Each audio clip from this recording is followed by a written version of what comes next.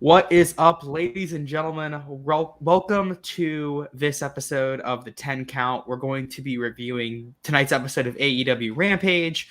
We had a solid card. It was Adam Cole versus Evil Uno, a TNT title match with Sammy Guevara taking on Isaiah Cassidy. Thunder Rosa and Mercedes Martinez had their long-awaited match that started to be built over a month ago. And the main event was Ricky Starks against Jay Lethal for the FTW title. That's been being built for about a month or so as well. A few matches tonight that were being built for a pretty long time. So let's start off with the beginning match, Adam Cole versus Evil Uno. Tamara, this was a squash match, to be honest. Any thoughts about the Yeah, match itself? glorified squash. It is what it should have been. I think the most interesting part was the promo afterwards. Yeah, I agree. After the match, Adam Cole cuts a promo and he basically talks about everybody he has run through in the company, says that the loss to Orange Cassidy last week at Beach Break doesn't count against the record, therefore he never actually lost. And then calls out Adam Page without calling out Adam Page. He said he doesn't care who has that title, but he is coming for the title next. So it at least gives you an idea of it leaves open the idea that Lance Archer could win the title. But it seems like Adam Cole versus Hangman Adam Page will be the main event at Revolution, which I'm very happy for that one.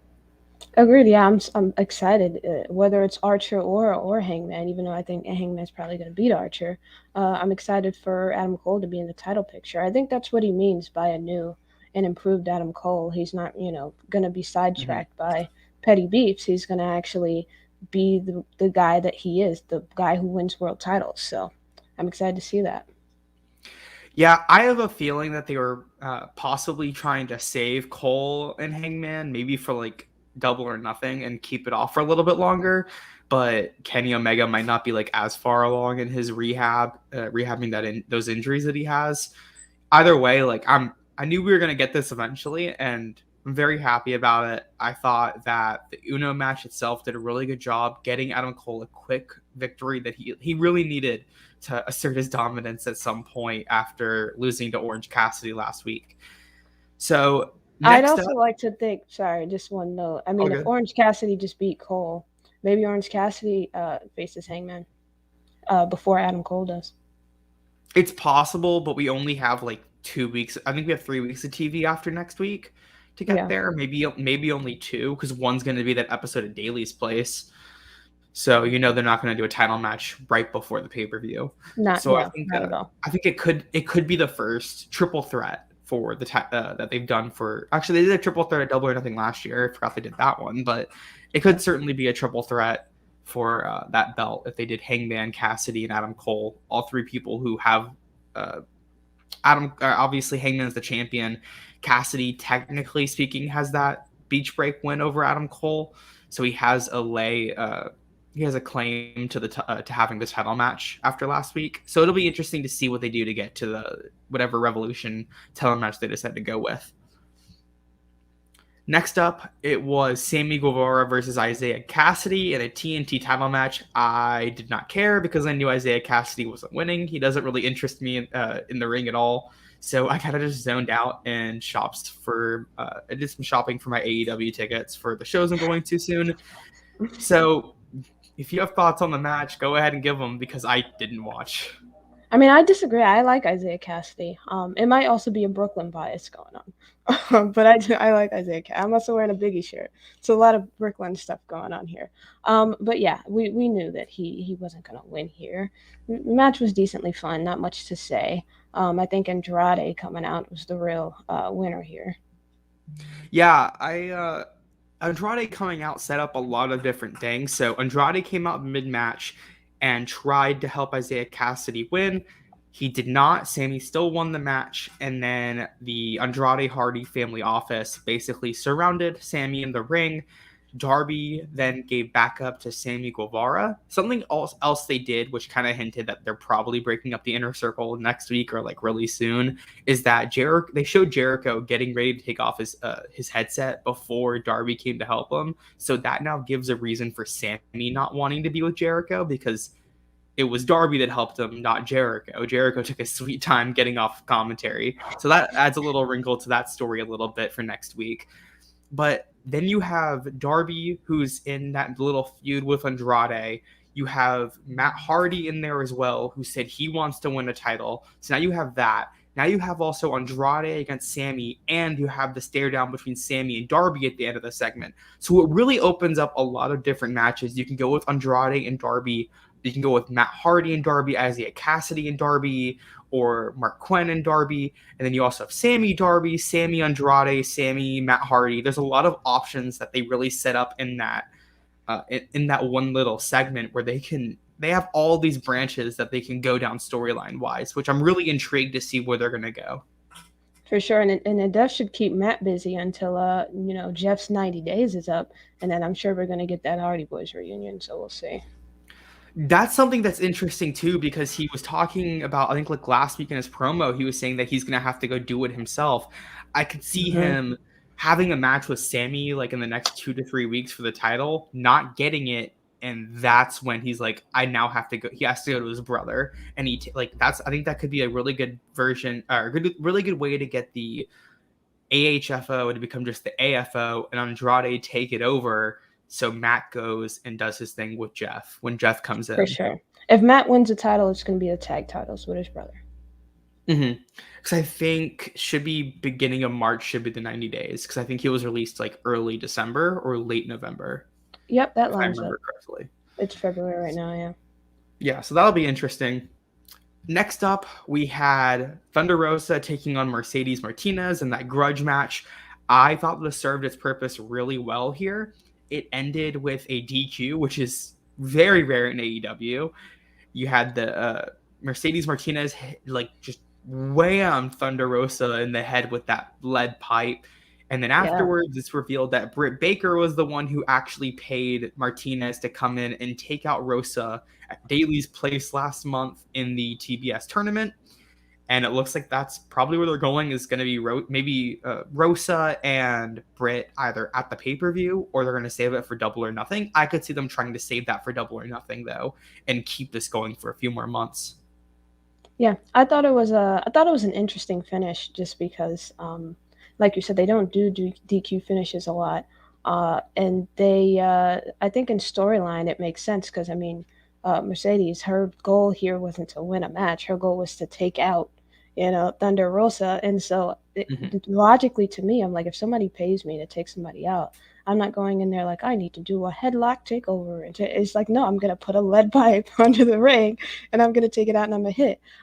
You don't usually think about stuff like that because it's rare for that to happen, especially in AEW. So when she did it, it was truly a shocking moment, and that adds the value to keeping, DQ finishes special. So when she pulled out that pipe and she hit her with it, I was like, oh shit. She just clocked it with a pipe. What the heck? Yeah. And that's why like Britt was mad at her, because she was like, I don't want you to DQ her, because then she gets the victory and it adds to her record and gets her, closer a little bit closer to Britt. Yeah, it doesn't matter. You still get the victory. I think that happened. I feel like that happened really recently. Oh yeah, with MJF when CM Punk hit the GTS on Sean Dean, so that way MJF lost. That's the reason why he did it. So MJF still got a loss in the record book. So I think that's a really interesting way to kind of do that story. I am intrigued on where they're going to go, because they're like, obviously they're building to Rosa and Britt Part 3. We just don't know which pay-per-view it's going to happen at yet. So I could see Martinez and Rosa Part 2 coming at the pay-per-view.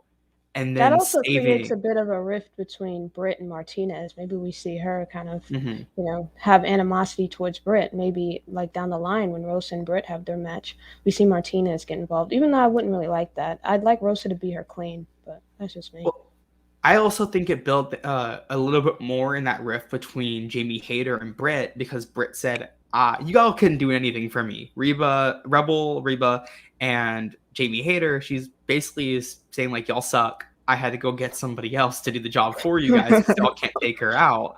So I thought that was another little interesting thing, where they're definitely building to a split between Hayter and Britt. For sure, and that'll give Britt something to do when she does lose the title. So we'll see. That would be, that's a good story for after Britt loses that title, gives her a match there. I think Martinez could be another one that could come after Britt loses the title, potentially. I don't see it coming before she loses that title. So there's a lot of I think there's some interesting things that they can do with the women. They're building up Layla Hirsch as a heel right now. Serena Deeb got another promo tonight. So they're building up Deeb as well. So there's some interesting things that they could do soon. But if they're not going with Rosa, I don't know what the option is for the pay-per-view unless Jamie Hayter does the split now and you go Hayter at the pay-per-view. That's true. I'm trying to think. Yeah, if it's not Rosa, I don't know. Maybe Hayter. Yeah.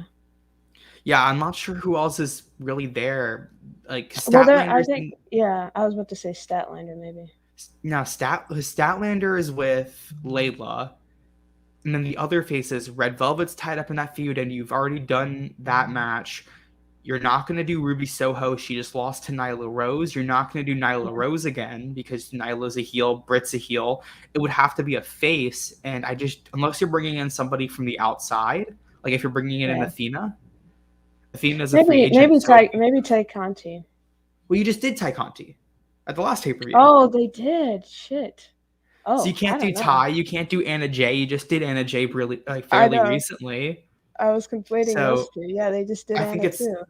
I think it could be I think if you get Thunder Rosa actually taken out, then it could be Hayter and Britt in friendly competition because she has to have a match at the pay-per-view, and Jamie actually goes to try to take her out and win the title. I think that could be an interesting match to do. The other option is that you do the rematch in 2-3 weeks. You do that rematch between Martinez and Rosa. Rosa wins. Martinez still tries to take her out, but she still cannot do it. And Rosa still gets to that match and has to win while being half destroyed. It gives Rosa a little bit of an edge to she has to overcome the injury to beat Britt. Yeah, I think Julia Hart's a face too, but she's not gonna. Yeah. Not in the position. No, she just got killed by Jade. Exactly. Next up, it's the main event. We're getting through the show really quickly because it's Rampage. They're quick shows. We're on a rampage. I'm not giving almost any thoughts except one on this. Jay Lethal took on Ricky Starks for the FTW title. I don't want to watch Jay Lethal on my television, so I basically zoned out. But I really liked the finish with the Rochambeau from the Lethal Injection. I thought that was good, and I like seeing Ricky Starks in action. I like seeing Hobbs. I like seeing Dante Martin. Everybody in this segment except Jay Lethal, I thought was fantastic because they're all very talented people. Just not Jay Lethal. I don't want Jay Lethal. Yeah, I agree with you. I loved the finish. That was a cool sequence. Yeah, Jay Lethal. I can do without him, at least until they address the allegations and we get to know what's going on. I can do without him. Not for nothing. The match was fine, but we knew that. I'm glad Starks got the win. I want to see more of Will Hobbs. I think it was Taz on commentary that was he's got broad bat, he just looks like he can kill people. It's crazy.